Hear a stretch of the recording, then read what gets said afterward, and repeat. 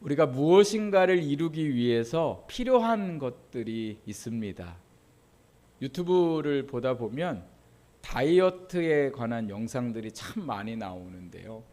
그 다이어트의 영상을 찍은 분들을 보면 의사도 있고 또 운동 전문가도 있고 또 일반인들도 있어서 얼마나 많은 연구를 하고 어떻게 하면 건강하게 살을 빼고 유지할 수 있는가를 여러 영상들이 있는 것을 보게 됩니다.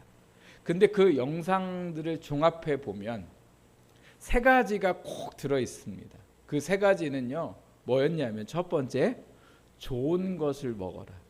좋은 걸 먹어야 된다는 얘기예요. 그래서 제가 이렇게 들어보니까 아침에 일어나서 빵이나 쌀로 된 밥을 먹으면 몸에 혈당이 올라가서 안 좋대요. 그래서 공복에 올리브유를 드시든지 아니면 버터가 있는데 무슨 기버터인가 그거를 또 드시면 또 소금물이 그렇게 좋대요. 그래서 소금물을 드시면 좋다고 합니다.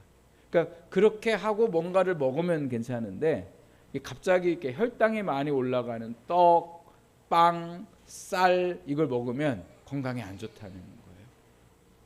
두 번째, 뭐를 해야 되냐면 몸에 안 좋은 것은 먹지 말아라. 몸에 좋은 건 먹고 몸에 안 좋은. 그래서 제가 아까 말씀드렸던 뭐 떡, 뭐 쌀, 또 뭐 빵 이런 거는 안 좋다. 과일도 그냥 닦아서 씹어 먹는 게 좋지 갈아서 먹는 건 혈당을 올려서 안 좋다. 이렇게 이야기를 하고 있는 것을 보게 됩니다. 그래서 몸에 안 좋은 걸 먹지 마라. 세 번째, 운동을 꼭 해라. 근데 그 세 가지 중에 제일 중요한 게 뭐냐면 운동이라는 거예요. 아무리 아침에 일어나서 소금을 먹고 버터를 먹고 올리브를 먹어도 그렇게 하고 운동 안 하면 살은 빠지지 않고 건강하게 유지할 수 없다. 뭐 이런 이야기를 하는 것을 들었습니다. 공부하는 학생이 좋은 성적을 내고자 하거나 아니면 어떤 시험에 합격하고자 할 때에도 여러 전문가들이 나와서 말하는데 그 말하는 것들을 종합해 보면 또 세 가지 정도를 얘기합니다. 그 세 가지가 뭐냐? 첫 번째, 수업을 잘 들어라. 신앙도요, 설교를 잘 들으시면 신앙이 잘하게 되어 있습니다. 그래서 수업 잘 들어라. 두 번째 뭘까요? 복습해라. 세 번째 뭘까요?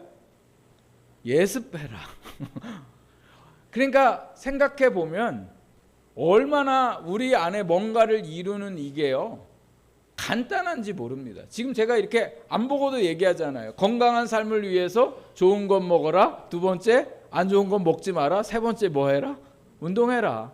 공부 잘하고 싶으면, 어떤 시험에 합격하고 싶으면 첫 번째 뭐 하라고요? 수업 잘 들어라. 두 번째 뭐 하라고요? 복습하라. 세 번째 뭐 하라고요? 예습하라. 이건 나이가 어리든 연세가 많든 모든 사람들에게 동일하게 적용되더라고요. 아유 목사님 저는 나이가 있어서 이제 뭐 공부고 뭐 아니에요. 그분들도 똑같아요. 수업 잘 듣고 복습하고 예습하면 다 잘하실 수 있더라는 거예요. 근데 왜 못할까요? 요 세 가지들이 아주 힘듭니다. 하기가. 나를 내려놓지 않으면, 내 욕망과 내 욕심을 내려놓지 않으면 이것을 감당하기가 너무 어렵기 때문에 그렇습니다.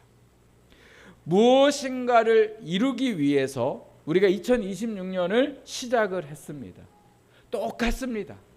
그 이루는 방법들은 간단합니다. 그리고 우리가 그 모든 이루는 것들에 대해서 사실 모르고 있지 않습니다. 그런데도 불구하고 우리의 삶에 무엇인가를 이루지 못하는 그 이유는 그 힘듦을 이기지 못하기 때문에 그런 거죠.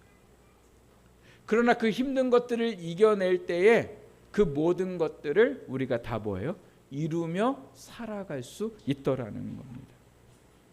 오늘은 제가 아까 말씀드렸던 것처럼 주연절 후 첫째 주일이라 말씀을 드렸고, 주연절은 예수님께서 집에 30살이 되기까지 부모님과 함께 살다가 30살이 되고 나셨을 때에 세상에 자기의 모습을 드러내신 날, 즉 하나님의 나라를 이루시기 위해서 공식적으로 활동하신 날인데, 2026년 달력을 보면 그 주연절이 어느 날이었냐면 1월 6일로 저희가 계산을 하게 됩니다. 오늘은 며칠입니까?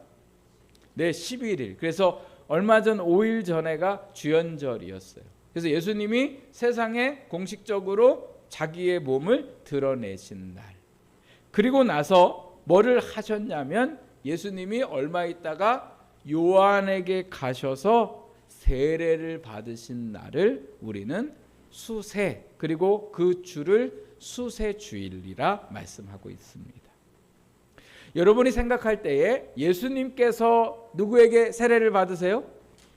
예, 세례 요한에게 세례를 받잖아요.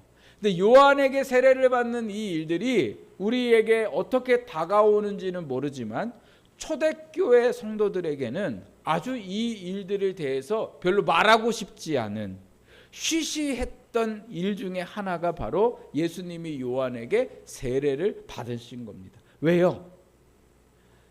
하나님이신 예수님이 세례 요한에게 세례를 받은 그것이 교회로서는 자존심 상하는 거예요. 하나님이 사람에게 세례를 받는 게 맞습니까? 하나님이 사람에게 세례를 베푸는 게 맞습니까? 예, 하나님이신 예수님이 요한에게 세례를 베풀어야 되는데, 오늘 말씀에 보면 거꾸로 어떻게 됐어요? 요한에게 가셔서 나한테 세례를 베풀어라, 이렇게 얘기를 하시게 되는 거죠. 그러니까 교회가요, 이걸 용납하기가 어려운 거예요. 그래서 교회가 쉬쉬했지만 하나님께서는 마태와 마가와 누가를 통해서 예수님이 세례 요한에게 세례 받으셨음을 기록하게 하신 것이죠. 근데 예수님께 세례를 베풀었던 요한도 예수님이 자기에게 오셔서 세례를 베풀라고 얘기하시니까 얼마나 당황했는지 오늘 저희가 읽었던 14절 말씀에 보면 세례 요한의 당황한 모습이 보이게 됩니다. 우리 같이 한번 14절 다시 한번 읽어볼까요? 시작. 요한이 말려 이르되 내가 당신에게서 세례를 받아야 할 터인데 당신이 내게로 오시나이까, 이렇게 얘기했더라는 거예요. 여기에 요한이 뭐 했대요? 말렸다, 이렇게 말씀하고 있는데, 말렸다는 건 그냥 인사치레로 아이고 무슨 제가 예수님한테 세례를 베풉니까? 이 정도가 아니라, 전 못합니다, 이 정도가 아니라 아주 극구 완강하게 거절했더라는 거예요.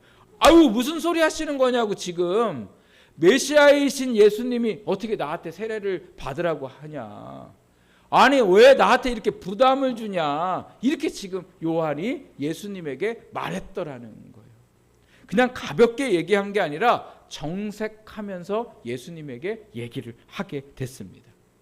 그런데 예수님이 요한이 그렇게 얘기했음에도 불구하고 뭐라고 말씀하셨는지 15절 말씀을 한번 보실까요? 15절 우리 같이 읽겠습니다. 시작. 예수께서 대답하여 이르시되 이제 허락하라, 우리가 이와 같이 하여 모든 의를 이루는 것이 합당하니라 하시니 이에 요한이 허락하는지라. 아멘. 예수님이 뭐라고 말씀하고 계세요? 이제 뭐하라? 허락해라. 너가 나한테 세례 줘야 된다. 나는 너한테 세례 받아야 된다. 근데 그 이유를 뭐라고 말씀하고 계세요? 모든 의를 이루기 위함이라, 이렇게 말씀하고 있는 거죠. 여기 모든 의라는 건 하나님이 받으시기에 합당한 일이나 어떠한 상황들을 말씀하고 있는 거예요. 그러니까 하나님이 받으시기에, 즉 하나님의 뜻을 이루기 위해 이것이 뭐라고요? 합당한 일이다, 이렇게 말씀하고 있는 거죠. 예수님이 요한에게 세례를 베푸셔야 되는데 왜 반대로 메시아이신 구주이신 예수님이 사람에게 세례를 받을까? 요한은 죄인이에요. 물론 그 시대의 의인이고 사람들이 존경하는 선지자였지만 여전히 그는 사람이었고 죄인이었더라는 거죠. 근데 왜 예수님께서 이 죄인인 세례 요한에게 세례를 받으셨고, 오늘 하나님은 이 말씀을 기록하셔서 이 말씀을 읽는 우리에게 어떠한 말씀을 하시기 위해서 이 예수님의 세례에 대해서 말씀하셨을까? 세례를 받으신 것은 뭐라고요? 하나님의 뜻을 이루기 위해. 어떤 부분에 하나님의 뜻을 이루시고자 하셨습니까? 먼저는 예수님이 받으신 세례는 죄인들과 하나 되기 위해서였더라는 것. 즉 하나님의 뜻은 예수님이 죄인들과 뭐예요? 하나 되기를 원하셨기 때문에 그렇습니다. 원래 세례는요, 어떤 의미냐면 죄인들이 죄를 지었을 때에 그 죄를 뭐예요? 고백하고, 세례를 받을 때에 저희는 머리에 이렇게 물로 제가 약식 세례를 주지만 예수님이 그리고 이 시대에 받으셨던 세례는 어떤 세례였냐면 물속에 완전히 잠기는 세례였어요. 그래서 자기의 죄를 고백하고 물속에 완전히 들어갔다가 나올 때에 어떤 의미를 갖습니까? 내 죄가 물속에 완전히 죽고, 죄인인 나는 죽고 그 물속에서 다시 나올 때에 나는 이제 어떤 사람이 되는 거예요? 죄가 없는 사람이 되었다라는 예식이 바로 세례였습니다. 근데 예수님께서 세례 요한에게 세례를 받으실 때에 똑같이 물에 들어가셨다가 나오셨는데 예수님은 좀 다른 게 있었습니다. 뭐를 안 하셨을까요? 죄의 고백을 안 하셨어요. 왜요? 예수님은 뭐가 없으시니까. 예, 죄가 없기 때문에. 그런데도 불구하고 죄 없으신 예수님께서 이 세례를 받으신 이유는, 세례는 누가 받는다고요? 죄인이 받는다고. 그럼 예수님은 왜 세례를 받았냐? 예수님이 이 땅에 오신 목적은 죄인들을 대신해서 어떻게 하시려고요? 죽으려고 오신 거잖아요. 그러니까 예수님도 똑같이 죄인들과 어떻게 해요? 한 모습을 이루셨음을 세상에 보이시기 위해서 죄인들처럼 죄는 없지만 뭐를 받으셨다고요? 세례를 받으셨어요. 그리고 예수님이 이제 그 제자들에게 말씀하신 게 뭐냐면 예수님의 이름으로 너희도 뭐를 해야 된다? 세례를 받아야 된다. 그래서 구원받은 모든 사람들은 다 예수님의 이름으로 뭐를 받아요? 세례를 받게 되죠. 그래서 예수님이 죄인들과 하나가 되기 위해서 세례를 받으시고 난 다음에 그때부터 예수님을 믿는 사람들은 예수님의 이름으로 세례를 받게 되는데, 그 세례의 의미를 갈라디아서 3장 27절에 이렇게 말씀하고 있습니다. 우리 같이 앞을 보시고 함께 말씀을 읽어보겠습니다. 시작. 누구든지 그리스도와 합하기 위하여 세례를 받는 자는 그리스도로 옷 입었느니라. 아멘. 누구든지 그리스도와 합하기 위하여 뭐를 받는다고요? 예, 이제 예수 이름으로 세례를 받는 사람은 예수님과 뭐가 되는 거예요? 합한 사람, 하나가 된 사람이 되었더래요. 부부는 일심 뭐예요? 예, 부부가 일심동체인데 매일 붙어 다녀요? 아니면 떨어져서 살아가요? 떨어져서 살아가는데 왜 일심동체라고 그래요? 딱 이렇게 붙어서 살아가야지. 갈 때도 이렇게 같이 가고 올 때도 이렇게 이래야지. 왜 일심동체인데 왜 일심동체라고 얘기합니까? 따로 떨어져서 생활하는데 생각과, 그렇죠, 생각과 마음이 예수님과 하나 됐다는 거. 세례를 받을 때에 우리는 예수님과 뭐예요? 합한 사람이 되었더라는 거. 예수님이 먼저 죄인된 우리에게 합하여 주셨고 우리의 죄를 짊어지시고 대신 십자가에 죽으셨을 때에 그것을 믿는 우리가 이제는 어떻게 됐습니까? 죄인은 죽고 예수님의 부활하심이 우리에게는 뭐예요? 주님과 같은 삶을 살게 되었더라는 거예요. 그래서 골로새서 2장 12절에서도 세례에 관하여 말씀하는데 우리 같이 읽어볼까요? 시작. 너희가 세례로 그리스도와 함께 장사되고 또 죽은 자들 가운데서 그를 일으키신 하나님의 역사를 믿음으로 말미암아 그 안에서 함께 일으키심을 받았느니라. 아멘. 여러분 다시 말씀 보십시오. 너희가 세례로 그리스도와 함께 뭐 했대요? 네, 장사됐다는 건요, 세례를 받을 때에 물에 담궈졌을 때 우리도 예수님과 함께 뭐 했다는 거예요? 죽었다. 그리고 죽은 자들 가운데서 그를 일으키신 하나님의 역사를 믿음으로, 예수님의 부활을 믿음으로 우리도 이제는 그 안에서 뭐예요? 일으키심을 받았다. 즉 생명을 얻은 자가 되었다. 이렇게 말씀하고 있습니다.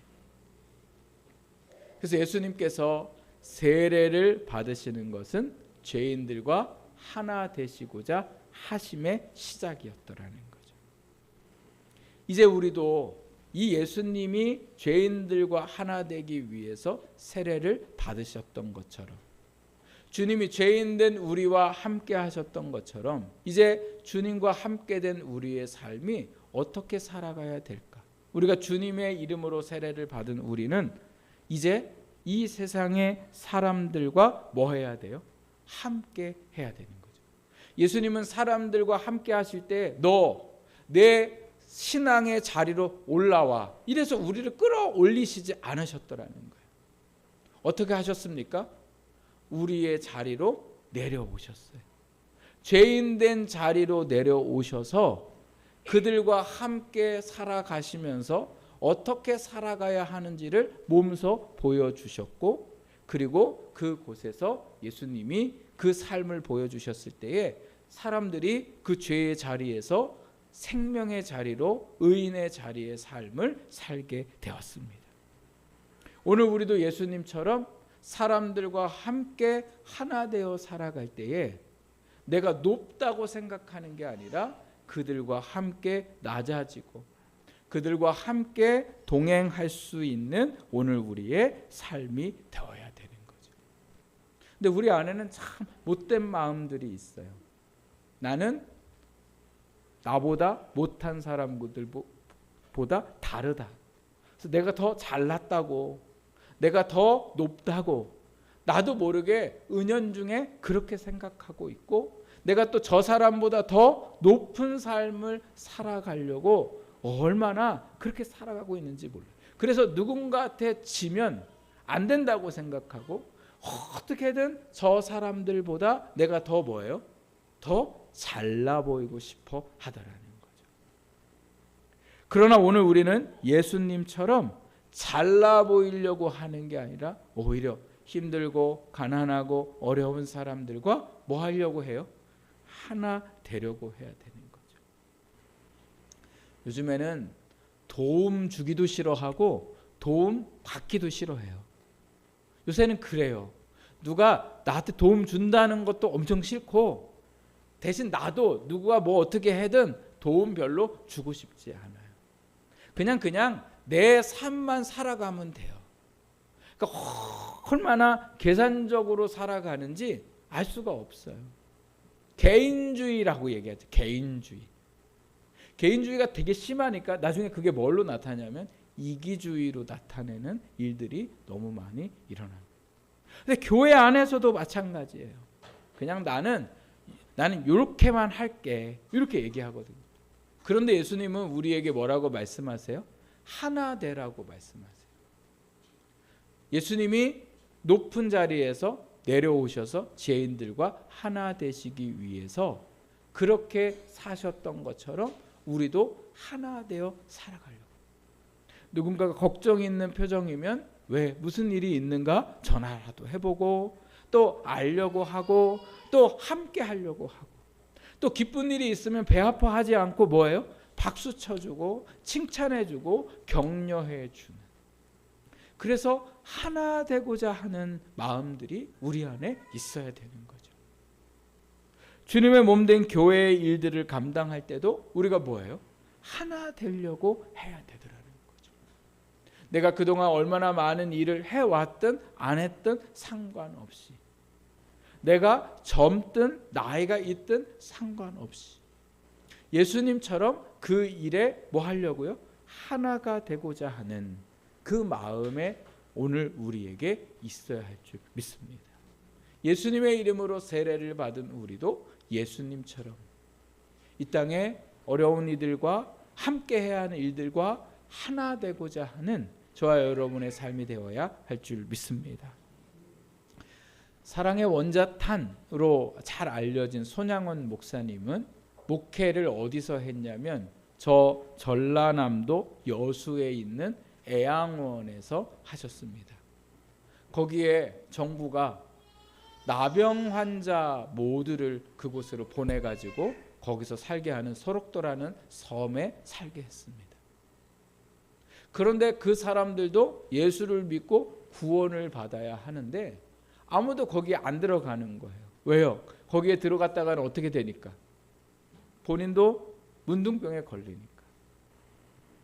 그런데 손양원 목사님이 그곳으로 가족을 데리고, 참 제가 이렇게 생각해 보면 저는 갈 수 있을 것 같아요. 저는 가라고 하시면 저는 갈 수 있을 것 같은데 가족을 데리고 가라고 하면 조금 곤란할 것 같아요.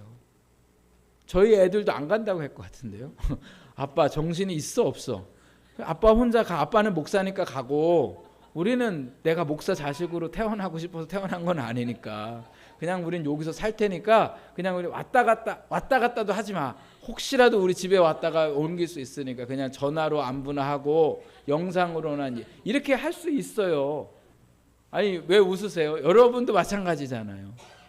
근데 손양원 목사님이 자녀를 데리고 거기로 들어갔어요. 들어가서 그들에게 복음을 전하는데 그분들이 마음을 열지 않는 거예요. 손양원 목사님이 기도 제목이 있었어요. 그 기도 제목이 뭐냐면 저에게도 저들과 같이 문둥병이 걸리게 해주십시오. 원래 기도 제목이 그러면 안 되잖아요. 하나님 저들은 아파도 저는 이 병에 걸리지 않게 하십시오. 아니 목사가 이 병에 걸리면 저 사람들이 뭐라고 그러겠냐. 예수 믿어도 병에 걸리는구나. 이렇게 얘기할 거 아닙니까? 우리 그렇잖아요. 우리 기도 제목이 늘 그렇잖아요. 하나님 믿는 사람이 가난하면 됩니까? 하나님 믿는 사람이 병들면 됩니까? 우리 기도제 맨날 이렇게 얘기하잖아요. 근데 이 목사님은 어떻게 기도했다고요? 저를 문둥병에 걸리게 해주십시오. 근데 문둥병이 안 걸리는 거예요. 근데 어느 날 어떤 사람이 급하게 목사님을 찾아왔어요. 어떤 환자가 몸에 고름이 차서 막 지금 죽어가는데 그 고름을 짜야 되는데 아무도 그 고름을 짜줄 사람이 없는 거예요. 그래서 그 목사님이 가셔서 고름을 짜는데 손으로 대고 뭘 해도 안 되니까 입으로 그 고름을 전부 다 빨아서 뱉어내셨더라는 거예요. 신기한 건 이 정도 되면 문둥병에 걸려야 되잖아요. 네, 하나님 응답을 안 하셔가지고 문둥병에 걸리지 않고 건강하셨는데 이 사건이 있으면서 그 분들이 목사님에게 뭐예요? 마음을 여셨어요. 그리고 전하는 복음을 들으시고 예수를 믿고 몸이 어려웠지만 구원받는 삶을 살게 됐더라는 거예요. 그래서 거기에 다녀오신 분들 이야기 들어보면 이게 손이 다 썩어가지고 없는데도 박수를 얼마나 이걸로만 이렇게 열심히 치시는지, 입이 다 허물어져서 말을 잘 못하는데도 눈이 보이지도 못하는데도 얼마나 기쁘게 살아가는지. 이 모든 일들이 하나님의 뜻이 이루어졌는데 그 뜻이 뭐예요? 목사님이 그들과 뭐예요? 하나 될 때, 한 몸을 이룰 때. 오늘 우리가 고름을 빠를 수는 없지만 부부가 마음을 하나로 이루고자 하는 마음이 있어야 되고, 부모와 자녀가 마음을 하나로 이루려고 하는 마음이 있어야 되고, 목사와 성도가 마음을 하나로 이루려는 마음이 있어야 되는 거예요. 하나를 이루기 위해서 높은 사람이 낮은 사람을 내 수준까지 끌어올리는 게 아니라 어떻게 했다고요? 높은 사람이 낮은 사람의 그 자리로 내려갔더라고. 부부가 하나 되지 못한 이유는 뭐예요? 자꾸 자기 마음대로 하려고 하기 때문에. 당신 내 말대로 해. 서로 이렇게 얘기하니까 이게 안 되는 거예요. 그런데 한 사람이 이렇게 얘기할 때에 좀 내가 그걸 받아들이기 어려워도 그 사람에게 맞추어 갈 때. 그렇다고 죄인들과 함께 죄를 먹고 마시라는 말씀은 아니에요. 오늘 우리의 삶에 가장 낮은 자리로, 가장 낮은 마음으로 하나 되어져 가는 그때에 하나님의 뜻이 이루어지게 되더라는 거죠. 두 번째로 예수님께서 하나님의 뜻을 이루기 위해 세례를 받으셨는데 그 의미가 뭐냐면 순종의 의미가 있다라는 거예요. 열왕기하 5장 말씀에 보면 아람 군대 장관 나아만이라는 사람이 나오는데 당시에 아람이라는 나라가 이스라엘보다 강한 나라였어요. 그래서 이스라엘 사람들을 막 잡아가지고 종으로 부렸던 그 시대에 이스라엘이 뭐라고 할 수도 없는 상황들이었어요. 그런데 그 나아만 장군이 문둥병에 걸려가지고 별의 수를 다 써도 안 되는데 이스라엘에서 잡아온 여자아이 종이 자기 주인이 이스라엘의 엘리사라는 선지자에게 가면 병이 나을 수 있다고 얘기해요. 그러니까 그 나아만이 지푸라기라도 잡는 심정으로 이스라엘의 엘리사를 찾아가게 됩니다.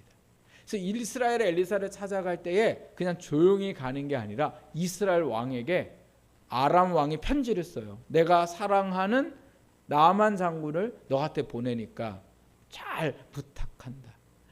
이스라엘 왕이 그 편지를 받고는 얼마나 걱정되고 두려워하는지 몰라요.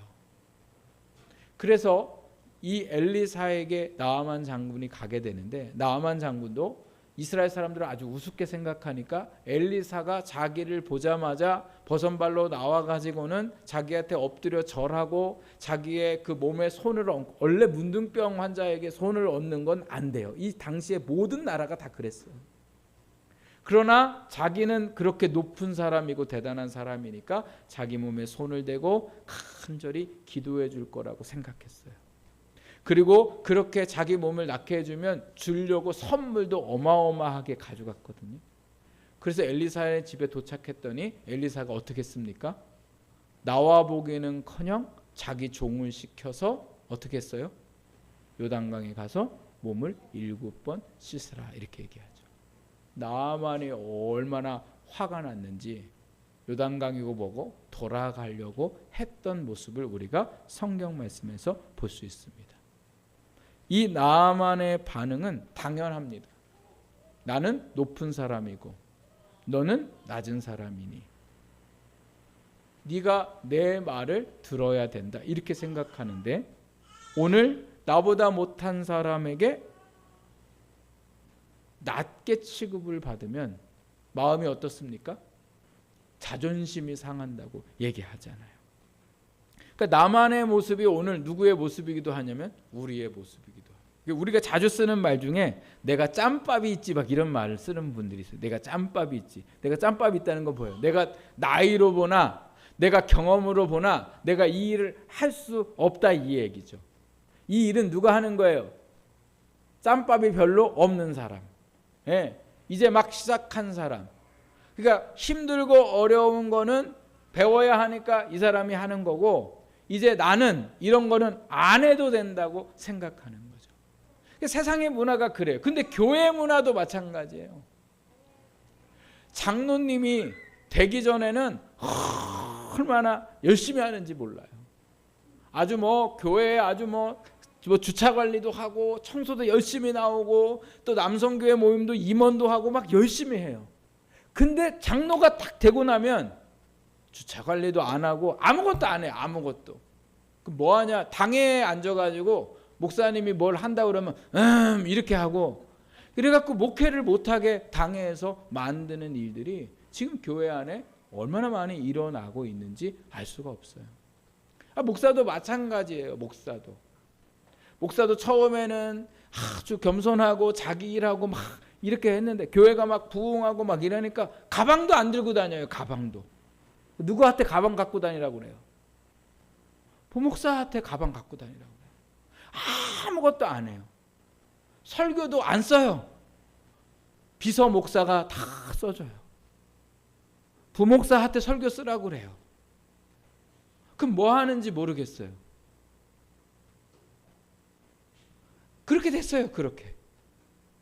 근데 오늘 예수님은 뭐라고 하셨습니까? 하나님이 예수님께 뭐 받으라고요? 세례 받으라고. 만약에 사람이었으면 예수님이 사람의 마음이었으면 하나님한테 막 따지겠죠. 하나님, 그래도 제가 메시아로 여기에 왔는데 아니 저 죄인한테 제가 세례를 받으라고 지금 이게 말이 됩니까? 저한테 가서 세례를 주라고 하면 제가 그걸 이해를 할 수 있겠지만 아니 제가 어떻게 죄인한테 가서 머리 이렇게 들여대고 세례를 받으라고 도대체 자존심이 있지. 하나님 이건 절대 있을 수 없는 일입니다. 이렇게 얘기를 했을 텐데 예수님은 어떻게 하셨어요? 세례를 받으라고 하나님이 말씀하셨을 때 뭐 하셨어요? 순종하셨어요. 순종하셨어요. 여러분, 오늘 하나님의 뜻을 온전히 이루기 위해서 우리에게 필요한 것은 순종이에요. 내 뜻이 아니에요. 내 생각이 아니고 내 상황이 아니라 하나님의 뜻을 이루고자 하는 그 모든 조건 중에 가장 중요한 것은 뭐라고요?